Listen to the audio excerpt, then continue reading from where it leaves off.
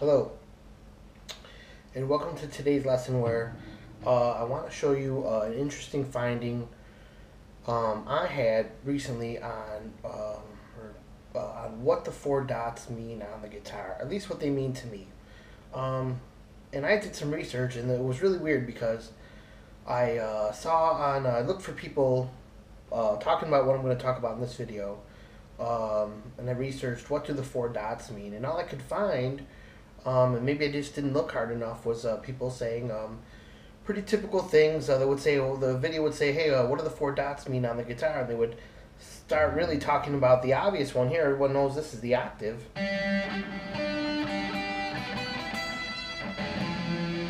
Helps you know, once again, where the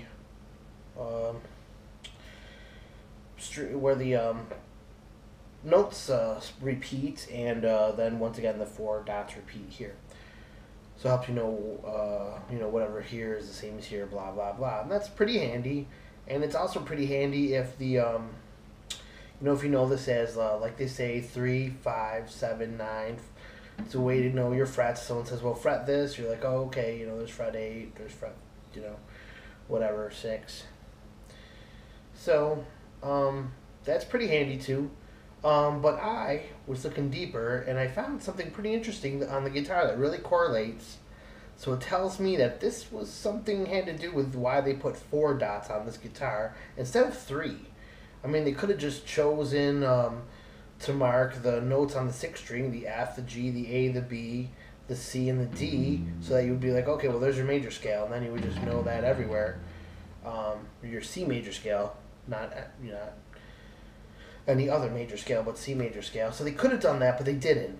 And when most guitar teachers start teaching you, though, you learn it's kind of handy to know the E string, E, F, G, A, B. It gives you the idea that you should start here in your learning, and then everything on a guitar kind of starts here. And then works up from there. The soloist just knows everything from there to here. And if you study guitar enough, you will. But the guitar, even jazz teachers, if I'm not mistaken, really tell you that at least the lessons that I've read into tell you that the guitar starts in the middle, and everything you play should start in the middle, work its way outward, either up or down. That's one concept here. Concept number two, chords on a guitar. A neat thing about the guitar when playing chords, or let's talk about one of the strings in particular. When you make a regular chord here, there's a major chord and a regular cowboy chord, they call that, or whatever you call it, bar chord, fingering the bar in the major third. Sounds pretty good on a guitar, and that's what the thing is with a guitar. It allows for these real thick chords, so if someone's just playing a guitar, it sounds like a decent instrument because it's got a symphony of notes. But when figuring out chords and learning chords, it can get confusing because it goes 1, 5, 1, 3. And you're like, wait, 1, 5, 1, aren't chords 1, 3, 5? And so, yeah, they are, and you can play a 1 and a 5 and a 1 and then the 3, and it'll still sound like a funky, cool guitar A major chord that has its place in a lot of songs where the guitar is carrying the melody and everything, and the carrying the song. But a lot of jazz musicians will tell you when it comes to making chords, a full guitar chord is a little too muddy and when you get some complex instruments into your arrangements. So they recommend your chords be these middle chords in the middle of the guitar to kind of slice into the mix a little better and accompany a piano and whatever vibraphone jazz instruments better. And there were players like Wes Montgomery that made real big use of little triad chords in the middle part of the neck in the guitar. Not just the middle here, I mean just the middle strings. And here's another, on top of that, the final tidbit is this.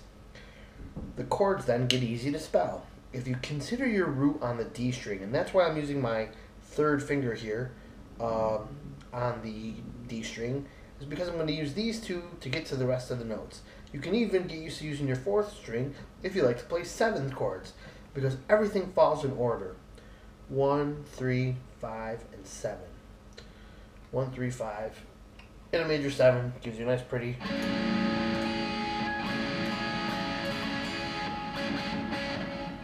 Very pretty chord. And there's your just regular major. And then look how quick minor is. Easy one note slip from the major third to the flat third. 1, 3, 5. Right there is where this note will, or this guitar lesson will take a split for some of the viewers. If knowing that when it comes to chords, if you suddenly become confused, 1, 3, and 5, what's a 3, what's a 5, what does this do? Well, that's where you need to really go back and study some chord theory. It's the most basic theory you can get into, and it's just a step up from learning do, re, mi, fa, sol, la, ti, do. Read into it, know how chords are stacked. It's the notes of the major scale. We don't have time to get into it here, so we're going to leave you to go and research this lesson, see what time you clicked off, and come back and click back on at this time. For the rest of us, 1, 3, 5. Minor. I want you to notice right now that those fingerings are pretty easy, and they make up the bottom of the cowboy chord. So for example, major is really just this. A major. Here on the D string we have an A. We're playing A major. So we know 1, 3, 5. 1, 3, 5, 1 flat third and 5. 1 flat third and major seventh. 1. It's a little harder to finger, but you would do this, this, and this. Oh my gosh. To do a.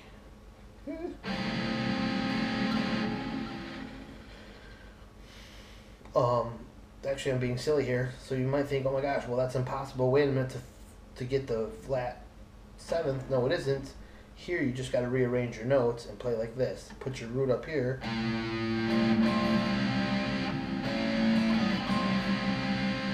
Major to minor, major to minor. Sounds pretty cool, huh?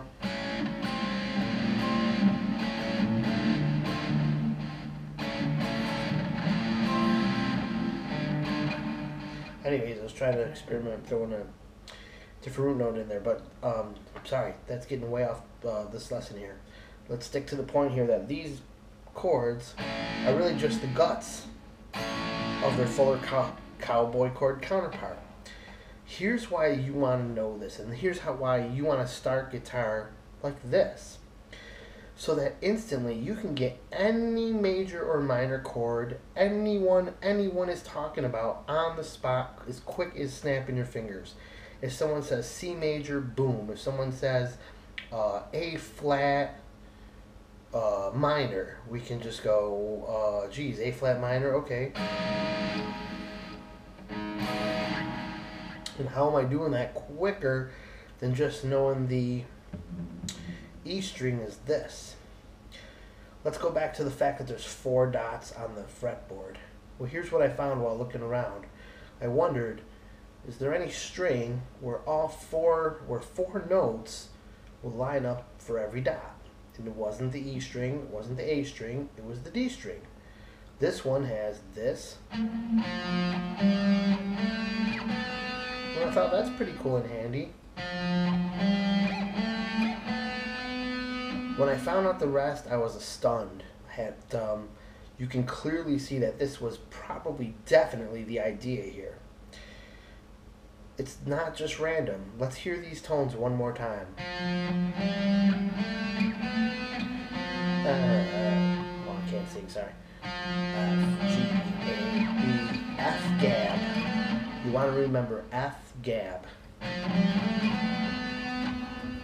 And I broke the news too early.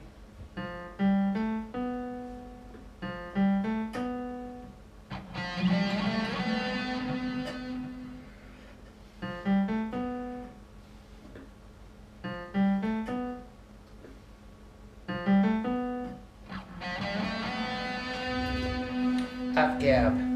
So why is that important? Because here's why. And to find out why, let's move over to the piano. On to the piano.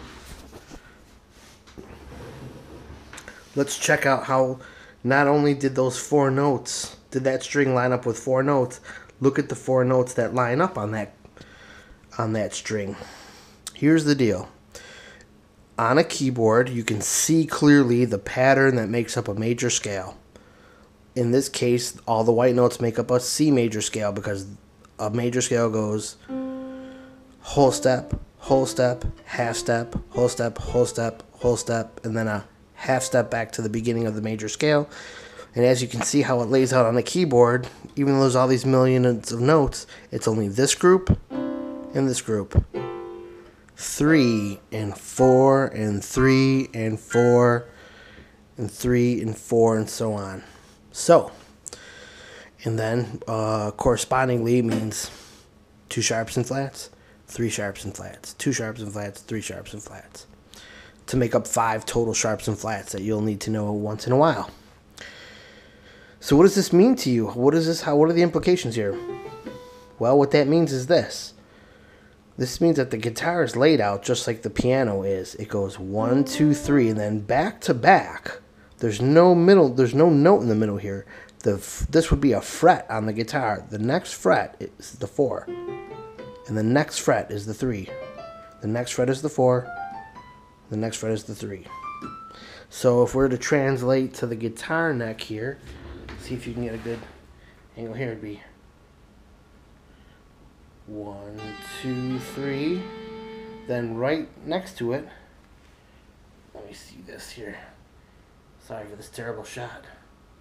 1, 2, 3. Then right next to it, 1, 2, 3, 4. Then right next to that, we're back in the same as the first fret that we were just at. So to hear it,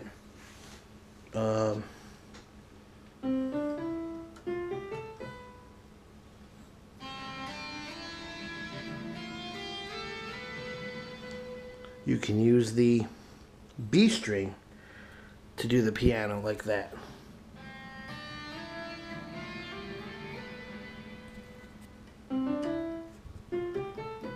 So, on this D string here, what that boils down to is this. Hanging off the edge of your F gab, we're going to call it F gab from now on, F, G, A, B, forget about it, right? Forget about it. There's any stupid way to remember it. F, G, A, B. What's hanging off each end, 1 fret away? The E and the C. So that means there's only 1 note left over, and guess where that note is? Sorry. That note is at the 12th fret, or the open string, in a nice logically ordered place. So let me put this camera back here. Sorry for the horrible video. And get back to this. So F gab on the D string. Or using this finger so I can finger some chords. F gab. Now, so where was E? Oh, that's hanging off of this end. Where was C? Hanging off of this end. And then there's the D. And then back to the E and the 4 dots of F gab. So what does that mean to you? That means when someone calls out A sharp minor, you can find the A in F gab, F, G, A, and then play a minor chord. If someone says F sharp major, you can just be like, oh, F sharp and major.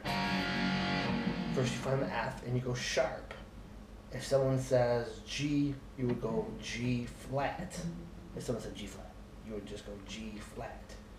If someone says A flat, someone says B sharp, of course, duh, that's C. But either way, you can still find it by going finding the B and going sharp.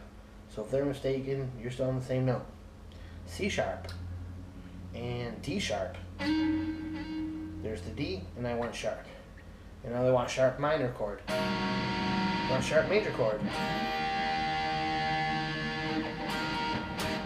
Now D major. You got your open chord to spice things up now, the boring old open chord.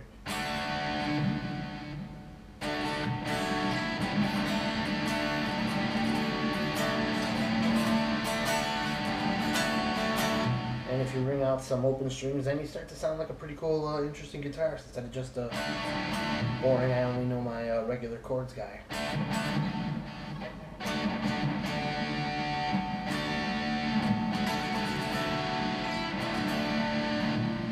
Three chord choices there now out of one of the exact same chord. So pretty cool.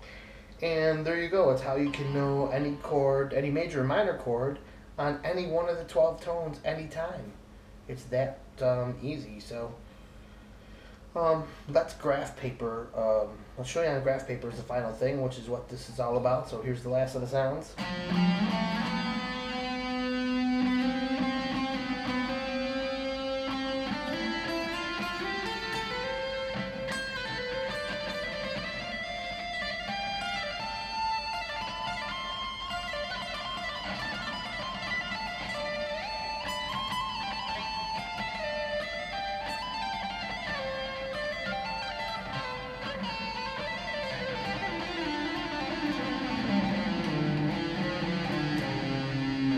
How did I do all that?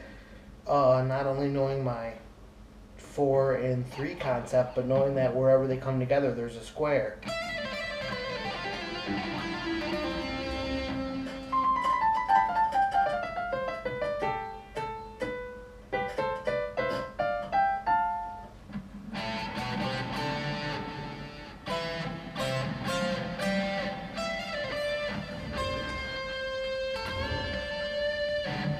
Okay, so